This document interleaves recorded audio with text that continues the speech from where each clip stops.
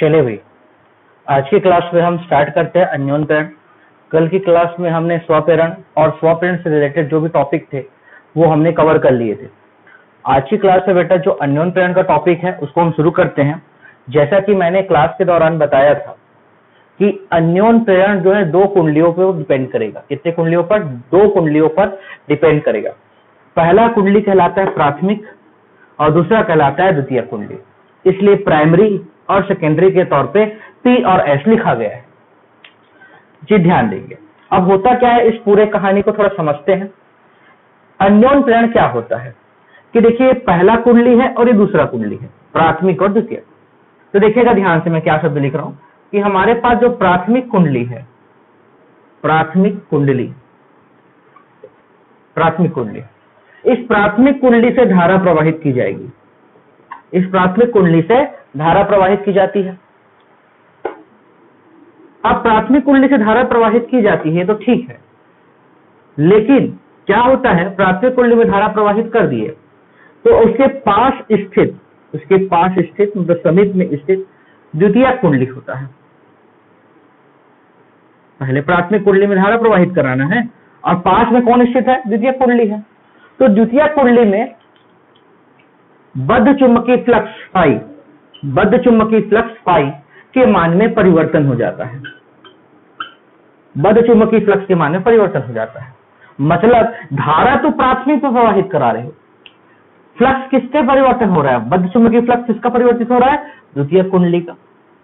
जैसे ही फ्लक्स परिवर्तित होता है कुंडली में धारा प्रवाहित होने लगती है और इसी धारा को कौन सी धारा कहते हैं? प्रेरित धारा कहते हैं। और इस धारा क्या कहते हैं? प्रेरित धारा कहते हैं। मतलब यह है, इसमें धारा बह रहा था, इसमें फ्लक्स में परिवर्तन हुआ और उसके बाद जैसे फ्लक्स में परिवर्तन हुआ, क्या उत्पन्न हो गई? प्रेरित धारा उत्पन्न हो गई। कौन सी धारा उत्पन्न हो गई? प्रेरित धारा उत्पन्न हो गई। तो इस पूरे घटनाक्रम को क्या बोलते हैं? अन्योन प्रेरण। मतलब धारा तो प्रवाहित हुआ प्राथमिक में, फ्लक्स किसका परिवर्तित हुआ? द्वितीयक का। अब धारा की प्रेरित धारा बहने लगा किसमें? द्वितीय कुंडली में। तो मतलब एक के चक्कर में दूसरा निपट गया। यही कहलाता है बेटा अन्योन प्रेरण कि प्राथमिक कुंडली में अगर आप धारा प्रवाहित करा रहे हो और पास स्थित द्वितीय कुंडली में बद्ध चुंबकीय फ्लक्स फाई के मान में परिवर्तन कराओगे तो कुंडली में कौन सी धारा उत्पन्न हो जाती है? प्रेरित धारा उत्पन्न हो जाती है। तो इसी घटनाक्रम को हम क्या कहते हैं? अन्योन प्रेरण कहेंगे। ये देखिए, यहाँ पर बैटरी लगा हुआ है, ये कुंडली का संरचना रहेगा, इसलिए इसको वायर है, इसको लपेटा गया है। प्राथमिक में भी रहेगा, द्वितीय में भी रहेगा। यहाँ पर ये जी गैल्वेनोमीटर, ठीक है। तो चित्र आप लोग नहीं बनाए थे, कल की क्लास में मना किया था चित्र मत बनाना, ठीक है, क्योंकि इसमें थोड़ा सा सुधार कार्य था। तो ये देखिए, ये चित्र आपको रेडी करना है जो आपके सामने है, ठीक है। वीडियो को बटन पॉज करके आप इस चित्र को बना लेंगे बेटा, ठीक है। चलिए, ठीक, तो ये हो गया। अब हम इसी में आगे बढ़ते हैं। ये हमने पहले अन्योन प्रेरण क्या होता है वो बता दिया। अब हम आप लोग को बताते हैं अगला जो टॉपिक है, अन्योन प्रेरण गुणांक। अन्योन प्रेरण गुणांक, या इसी को अन्योन प्रेरकत्व भी कहेंगे। इसी को हम अन्योन प्रेरकत्व भी कहेंगे, ठीक है। अन्योन प्रेरण गुणांक या अन्योन प्रेरकत्व। तो इसमें होता क्या है, ध्यान से देखेंगे। इसमें यह होता है, दो चीजें आपको ध्यान रखना है। धारा किससे प्रवाहित हो रही है? प्राथमिक है। प्राथमिक कुंडली में प्रवाहित होने वाली धारा आई होती है और द्वितीय कुंडली से बद्ध चुंबकीय फ्लक्स क्या होता है? फाई होता है। द्वितीय कुंडली से बद्ध चुंबकीय फ्लक्स क्या होता है? फाई होता है, ठीक है। तो ध्यान देंगे इसी में कि जो आप देखिएगा, आगे पीछे भी लिख लोगे तो भी चलेगा, ये भी लिख दोगे तो भी चलेगा, या फाई अनुप्रमानुपाती आई लिख दोगे तो भी चलेगा, दोनों चल जाएगा, ठीक है। जनरली आपने ये लिखा होगा नीचे वाला, तो इसी को मैं बता देता हूं। तो हम ये लिख सकते हैं, द्वितीय कुंडली से बद्ध चुंबकीय फ्लक्स में परिवर्तन प्राथमिक कुंडली में प्रवाहित होने वाली धारा की क्या होती है? अनुक्रमानुपाती होती है। फ्लक्स में परिवर्तन किसका हो रहा है? द्वितीय कुंडली के। धारा किसमें प्रवाहित हो रही है? प्राथमिक कुंडली में। तो ये दोनों आपस में क्या होंगे? अनुक्रमानुपाती होंगे। आगे देखिएगा, बद्ध चुंबकीय फ्लक्स को रहने देंगे, बराबर का निशान आ जाएगा, अनुप्रमान प्रतीक जगह बराबर निशान। ये बराबर का जैसे निशान लाओगे तो एक नियतांक आएगा, इसको m बोलेंगे, और ये हो जाएगा I। स्वपेरकत्व में यही आता था L, अन्योन पेरकत्व को किससे रिप्रेजेंट करेंगे? M से। ठीक है, ये हो गया, जहां M जो है अन्योन पेरकत्व है, अन्योन पेरकत्व है कौन? M। ठीक है, अब देखिएगा, यदि I का मान 1 मान लिया जाए, 1 एम्पियर ले लिया जाए, I के मान को क्या ले ले? 1 एम्पियर। तो इस प्रकार ये जो फाई है वो किसके बराबर हो जाएगा? M के बराबर हो जाएगा। फाई किसके बराबर हो जाएगा? M के बराबर हो जाएगा। तो यहीं से अन्योन पेरकत्व या अन्योन प्रेरण गुणांक का परिभाषा बनता है। क्या बनता है? बनता यह है कि दो कुंडलियों का, ये हम अपने भाषा में याद करें, बाकी पुस्तकीय भाषा में आपके पास नोट्स अवेलेबल है, वहां से आप याद कर लेंगे। ध्यान देंगे बेटा, कितने कुंडली है? 2 कुंडली, ये पहला कुंडली और ये दूसरा कुंडली। 2 कुंडलियों का अन्योन प्रेरण गुणांक, 2 कुंडलियों का अन्योन प्रेरण गुणांक उस आंकिक मान के बराबर होता है। ठीक है, बद्ध चुंबकीय फ्लक्स के उस आंकिक मान के बराबर होता है। देखिए, ये M क्या है? अन्योन पेरकत्व। ये फाई क्या है? बद्ध चुंबकीय फ्लक्स। ये दोनों आपस में बराबर होंगे, ये दोनों आपस में बराबर होंगे। कब होंगे बराबर? जब प्राथमिक कुंडली में प्रवाहित होने वाली धारा को क्या ले लिया जाए? एकांक ले लिया जाए। ठीक है, तो रिपीट करता हूं, हमारे पास कितनी कुंडलियां हैं? 2 कुंडली। 2 कुंडलियों का अन्योन पेरकत्व गुणांक या अन्योन प्रेरण गुणांक बद्ध चुंबकीय फ्लक्स के उस आंकिक मान के बराबर होते हैं। देखिए, आंकिक मान के बराबर है, फाई किसके बराबर है? M के, या M बराबर है फाई के। तो ये कब बराबर होगा? जब आप ये जो धारा आई है ना, धारा आई किसमें बहती है? प्राथमिक कुंडली में। जब प्राथमिक कुंडली में बहने वाली धारा I का मान क्या ले लिया जाए? एकांक ले लिया जाए।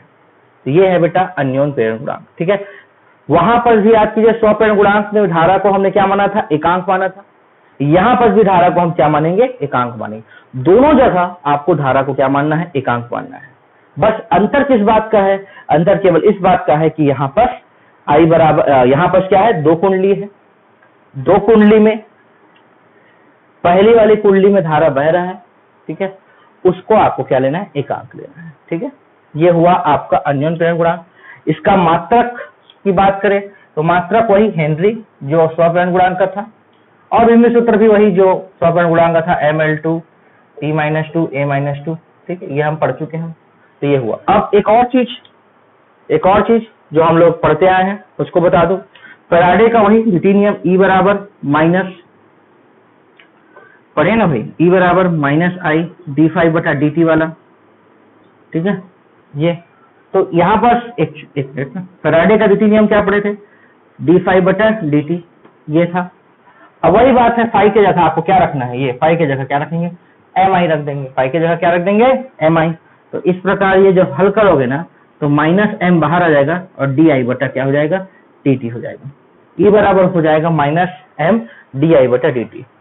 याद करो, स्वप्रेरण गुणांक में ये m की जगह क्या आया था? L आया था, यहाँ आ जाएगा m। उसको डायरेक्ट बता दिया हूँ। ठीक है, जितना पीछे क्लास में आप लोग जानते थे। ठीक है, तो ये हुआ बेटा आपका अन्योन प्रेरण गुणांक का टॉपिक। अब इसी से रिलेटेड हम लोग क्या करेंगे? आंकिक सवालों को, सॉरी आंकिक नहीं, व्यंजक को देखेंगे। चलिए देखते हैं क्वेश्चन। अगला क्वेश्चन है, 2 समतल वृत्ताकार कुंडली, 2 समतल वृत्ताकार कुंडली के लिए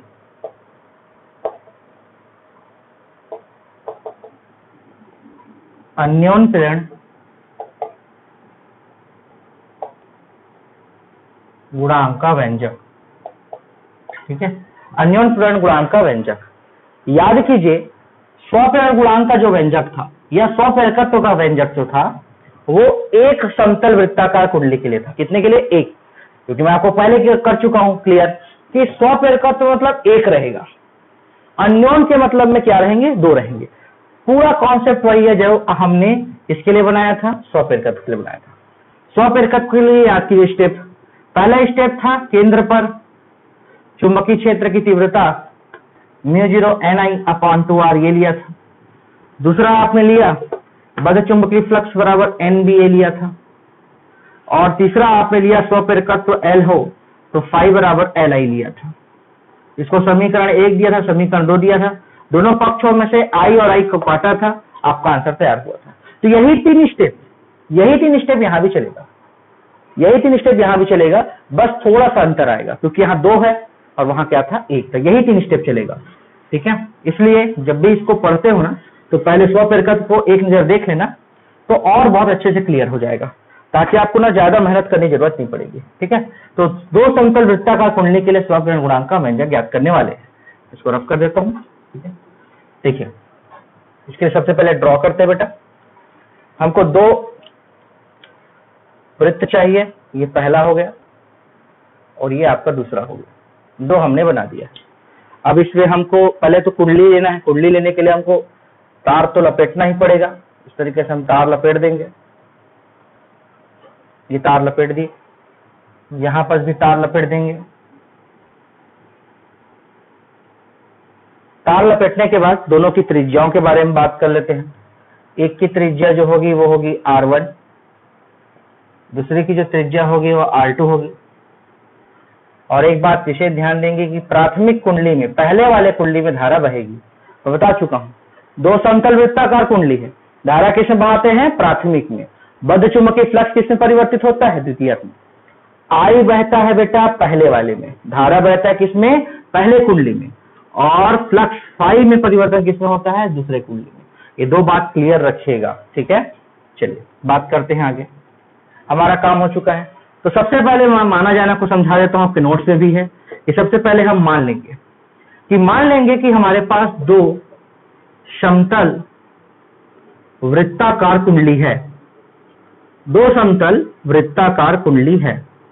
कितने बेटा? 2 समतल वृत्ताकार कुंडली। अब इन 2 समतल वृत्ताकार कुंडलियों की जो त्रिज्या रहेगी वो क्रमशः क्या क्या रहेगी? एक का रहेगा R1 और एक का रहेगा R2। हमने माना कि 2 समतल वृत्ताकार कुंडली है जिसकी त्रिज्याएं क्रमशः N1 और N2 है। R1 व R2 है त्रिज्या। अब बात आएगा फेरों की संख्या। प्राथमिक कुंडली में फेरों की संख्या है N1, प्राथमिक में N1, और द्वितीयक में फेरों की संख्या क्या है? N2। यह हमने मान लिया। अब बात आता है यदि प्राथमिक कुंडली में, कौन सी कुंडली में? प्राथमिक कुंडली में। यदि प्राथमिक कुंडली में प्रवाहित होने वाली धारा हो जाए I, ये है हमारी प्राथमिक कुंडली, और इसमें प्रवाहित होने वाली धारा क्या है? हमारे पास I है। ये हमने मान लिया। तो यहीं से कहानी आगे बढ़ती है। इतना मानने के बाद हम कहानी बढ़ाएंगे। तो देखिए क्या क्या माना बेटा। सबसे पहले त्रिज्याओं को लिया। 2 समतल वृत्ताकार कुंडली है जिसमें त्रिज्या कौन कौन? R1 और R2। फेरों की संख्या कौन? N1 और N2। अब बात आता है प्राथमिक कुंडली। ये प्राथमिक कुंडली, प्राथमिक कुंडली में प्रवाहित होने वाली धारा क्या है? I है। प्राथमिक कुंडली में प्रवाहित होने वाली धारा क्या है? I है। तो यहीं से आगे की कहानी हम बढ़ाएंगे, ठीक है। इतना हमारा माना जाना में आएगा। तो प्राथमिक कुंडली में प्रवाहित होने वाली धारा I है। तो अब हम मानेंगे, तो ध्यान देंगे, तो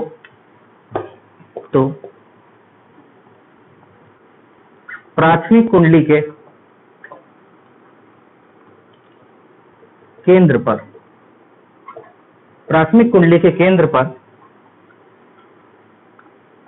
चुंबकीय क्षेत्र की तीव्रता, प्राथमिक कुंडली के केंद्र पर चुंबकीय क्षेत्र की तीव्रता, प्राथमिक कुंडली ना, तो प्राथमिक कुंडली B बराबर μ0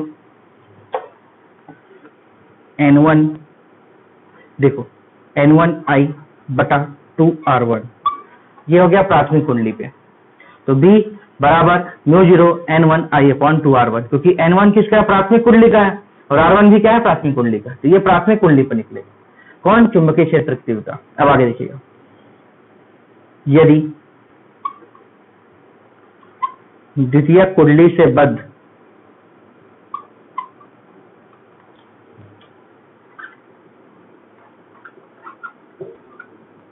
चुंबकीय फ्लक्स फाई हो, यदि द्वितीयक कुंडली से बद्ध चुंबकीय फ्लक्स क्या हो? फाई हो। तो फाई बराबर ये देखिए क्या हो जाएगा? N2 N2 द्वितीयक B इंटू ए, N2BA, N2BA हो जाएगा। अब आगे देखिए क्या होगा, N2 अपनी जगह पे बरकरार, N2 अपनी जगह पे बरकरार, B का वैल्यू पहले निकाल के बैठे हुए हो, μ0 N1I अपॉन 2R1, और A मतलब किसका होगा, दूसरे वाले का क्षेत्रफल पाई R2 का स्क्वायर होगा। भाई ये A किसका क्षेत्रफल निकालेगा, द्वितीय कुंडली का, तो द्वितीय कुंडली का क्षेत्रफल क्या हो जाएगा, पाई R2 का स्क्वायर। वृत्त का क्षेत्रफल बेटा पाई R स्क्वायर वाला, लेकिन यहाँ पर द्वितीय कुंडली का त्रिज्या क्या है, R2, इसलिए R2 ले लिए। इतना हमारा कंप्लीट हो चुका है। अब जमाइए इसको, μ0 पहले, फिर पाई को लिखते हैं, N1 N2 को लिख दो, है ना, उसके बाद आपका आ जाएगा, बस इतना ही तो है, और R2 का स्क्वायर हो जाएगा, I लास्ट में है, और बटा 2R1। ये हमारे फाई का वैल्यू हो गया। समीकरण 1 देते हैं, याद होगा समीकरण 1 देते हैं। अब यहीं पास नोट्स में गलती है यार, उसको सुधार लेना। यदि स्वपेरकत्व लिखा गया है, वो स्वपेरकत्व नहीं है, अन्योन पेरकत्व है, तो सुधार लेना, है ना, अन्योन पेरकत्व। यदि अन्योन पेरकत्व M हो, स्वपेरकत्व लिखाया है, भूल से चेक किया मैंने, तो इसको अन्योन पेरकत्व को, सॉरी, स्वपेरकत्व को अन्योन पेरकत्व कर लेंगे बेटा, ठीक है। हमने पढ़ा है फाई बराबर क्या पढ़ा अजी, MI, ये पढ़ा। ये हमारा समीकरण क्या हो जाएगा, 2 हो जाएगा।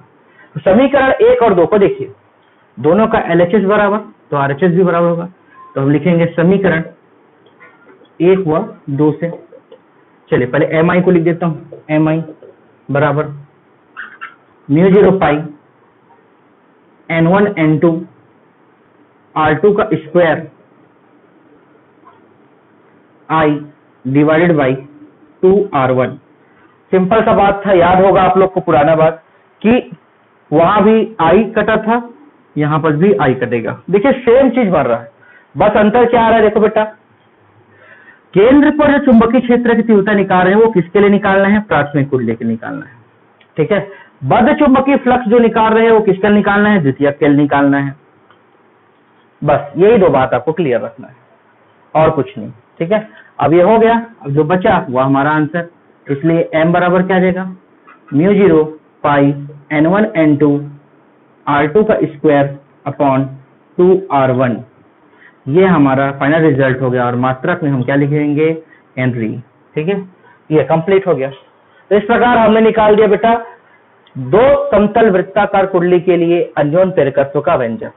टॉपिक क्लियर है, बस सिंपल दिमाग में रखिएगा कि केंद्र पर चुंबकीय क्षेत्र की तीव्रता प्राथमिक कुंडली के निकालना है, बद्ध चुंबकीय फ्लक्स किसमें रहता है, द्वितीय कुंडली में, इसलिए द्वितीय कुंडली के निकालना है।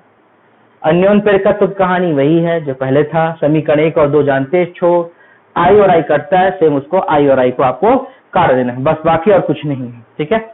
अब देखिएगा बेटा ये किन किन चीजों पे निर्भर करता है। तो निर्भर की बात करें तो देख लीजिए, यहाँ पर मैं शॉर्टकट बता देता हूँ, ये है μ0 मतलब चुंबकशीलता, चुंबकशीलता अधिक होगा तो अन्योन पेरकत्व अधिक होगा। फेरों की संख्या, प्राथमिक और द्वितीयक में फेरों की संख्या N1 और N2 दोनों का मान अधिक होना चाहिए, तब जाके M का मान अधिक होगा। यहां देखिए R2 ऊपर में है, R2 किसकी त्रिज्या है, द्वितीयक कुंडली की त्रिज्या है, तो द्वितीयक कुंडली की त्रिज्या क्या होनी चाहिए, अधिक होनी चाहिए, क्योंकि ऊपर में है। लेकिन R1 किसकी त्रिज्या है, R1 त्रिज्या है प्राथमिक कुंडली की, इसलिए प्राथमिक कुंडली की त्रिज्या क्या होनी चाहिए बेटा, कम होनी चाहिए। जो नीचे होगा वो कम होना चाहिए, R1 क्या होना चाहिए, कम होना चाहिए। बाकी 3 चीजें, μ0 मतलब चुंबकशीलता अधिक हो, फेरों की संख्या, दोनों की फेरों की संख्या ना, प्राथमिक की भी और द्वितीयक की, दोनों की फेरों की संख्या क्या हो, अधिक हो, और R2 मतलब त्रिज्या, त्रिज्या क्या हो, अधिक हो। किसकी त्रिज्या अधिक हो, द्वितीयक कुंडली की त्रिज्या अधिक हो। यह हुआ बेटा आपका अन्योन पेरकत्व का व्यंजक।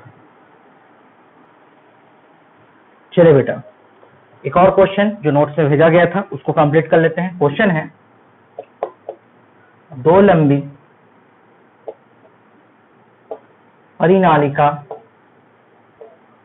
के लिए, 2 लंबी परिनालिका के लिए अन्योन पेरकत्व का व्यंजक ज्ञात कीजिए। 2 लंबी परिनालिका के लिए अन्योन पेरकत्व का व्यंजक। जैसे एक लंबी परिनालिका के लिए किसका व्यंजक निकाले थे, स्वप्रेरकत्व का। यहां पर किसके लिए निकालना है, दो लंबी परिनालिका के लिए निकालना है। कैसे बनेगा देखिएगा, तो रख कर देते हैं।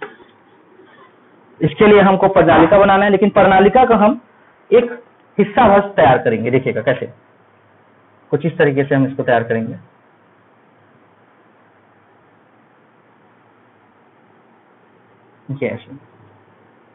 ये ऐसे हमने तैयार किया, और एक हिस्सा कुछ ऐसे तैयार करेंगे। देखिए ये एक हिस्सा ऐसे तैयार कर, दूसरा हिस्सा कुछ ऐसे ऊपर से।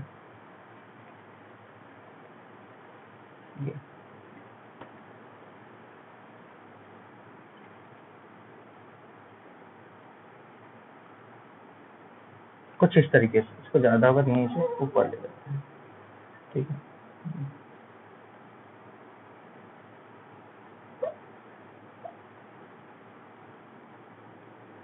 ये मतलब इस तरीके से होना चाहिए कि एक ब्लू वाले का हिस्सा नीचे की ओर और रेड वाले का हिस्सा ऊपर की ओर, ये दो लंबी प्रणालिका होगी। इसमें केवल कुंडली को शो किया गया है।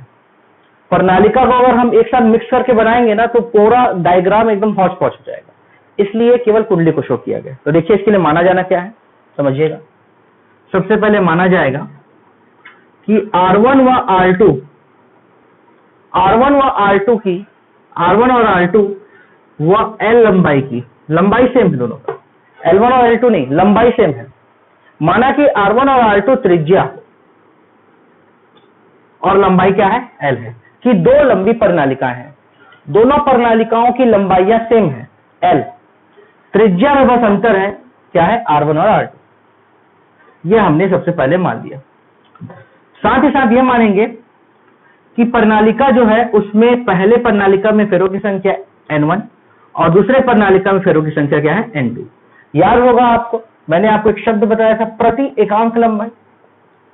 पिछले टॉपिक में याद करिए, प्रति एकांक लंबाई पर फेरों की संख्या होती थी N, प्रति एकांक लंबाई पर फेरों की संख्या N होती थी, और टोटल निकालना रहता था तो N इंटू क्या करते थे, L करते थे। याद होगा तो N इंटू क्या करते थे, L करते थे। ये बात ध्यान में रखिएगा, अभी उपयोग होने वाला है, ठीक है। तो वैसे यहां पर हमने डायरेक्ट किया, यहां प्रति एकांक लंबाई का उल्लेख नहीं किया, यहां डायरेक्ट लिख दिया है कि प्रणालिकाओं की जो फेरों की संख्या है वो क्या है, N1 और N2 है। और वहां हमने क्या किया था, पहले प्रति एकांक लंबाई पे बताए थे छोटा वाला n होता है, फिर पूरे प्रणालिका पे बताए थे कि बड़ा वाला n होता है, और ये जो बड़ा वाला n होता है वो स्मॉल n इंटू लंबाई के गुणनफल के बराबर होता है, ठीक है। अब हम बात कर लिए, एक बार और रिपीट करते हैं। सबसे पहले हम मानेंगे कि माना कि दो लंबी परिनालिकाएं हैं। कितनी परिनालिकाएं हैं, दो लंबी परिनालिकाएं ना, सॉरी। त्रिज्या क्या है, R1 और R2। बेटा एक की त्रिज्या R1, दूसरे की त्रिज्या क्या, R2, ठीक है। लंबाई दोनों का समान है, L, दोनों की लंबाइयां क्या है, समान है, ठीक है। पहली प्रणालिका पे फेरों की संख्या क्या, N1, दूसरी प्रणालिका पे फेरों की संख्या क्या, N2। ये हमने मान लिया। क्लियर यहां तक का। अब हम मान लिए हैं तो अब आगे बढ़ना पड़ेगा। इस बात पे याद रखना भी उपयोग होने वाला है ना, प्रति एकांक लंबाई वाला ना पूछोगे तो। देखिए हम आपको बता चुके हैं, इसके पहले भी हमने बताया, लिखेंगे प्राथमिक कुंडली, प्राथमिक प्रणालिका बोल सकते हैं, पहली प्रणालिका बोल सकते हैं, पहली प्रणालिका। यहाँ कुंडली का उपयोग नहीं करेंगे, प्रणालिका का उपयोग कर लेंगे। पहली प्रणालिका के केंद्र पर चुंबकीय क्षेत्र की तीव्रता, पहली प्रणालिका के केंद्र पर चुंबकीय क्षेत्र की तीव्रता, तो क्या हो जाएगा, B बराबर, हमने पढ़ा था μ0 Ni, याद कीजिए हमने पढ़ा था μ0 Ni, याद है, प्रणालिका के केंद्र पर वाला फार्मूला ये पढ़ा था। अभी छोटे वाले n की जगह, याद करो यहां से, छोटे वाले n की जगह क्या लिख सकते हो, capital N upon L is equal to क्या लिख सकते हो, n लिख सकते हो, यही लिख सकते हैं ना। छोटे वाले n की जगह क्या लिखेंगे, n बाई L।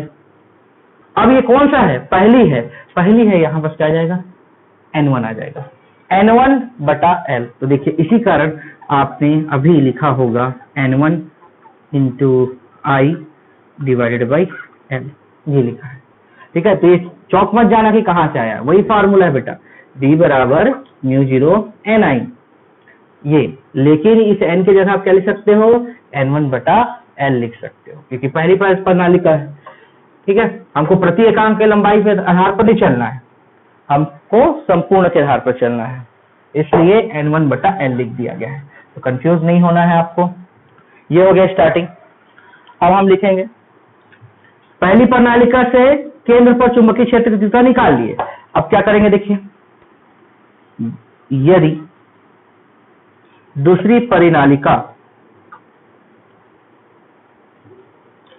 से बद्ध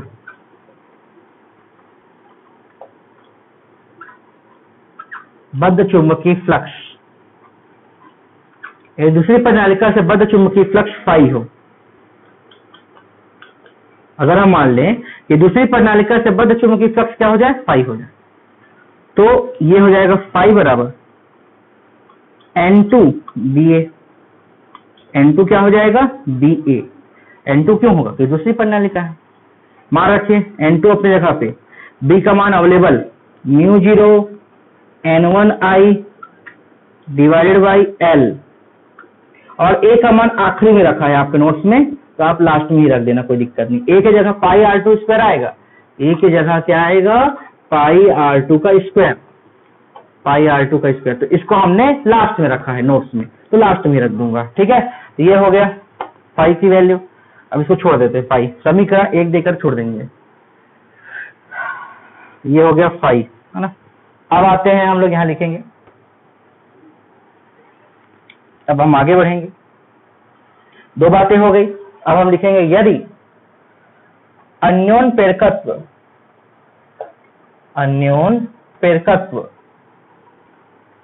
M हो,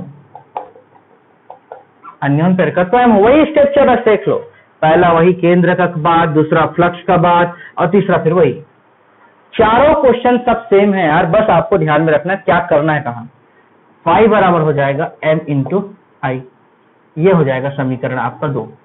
फिर वही बात, समीकरण 1 और 2 का आपस में क्या करना है, बराबर कर देते हैं, समीकरण 1 व 2 से। इधर क्या है, एम आई को पहले लिख देता हूं, बाकी टर्म को इधर लिख देता हूं, तो देखिए जमा के लिख देते हैं, μ0 N1 N2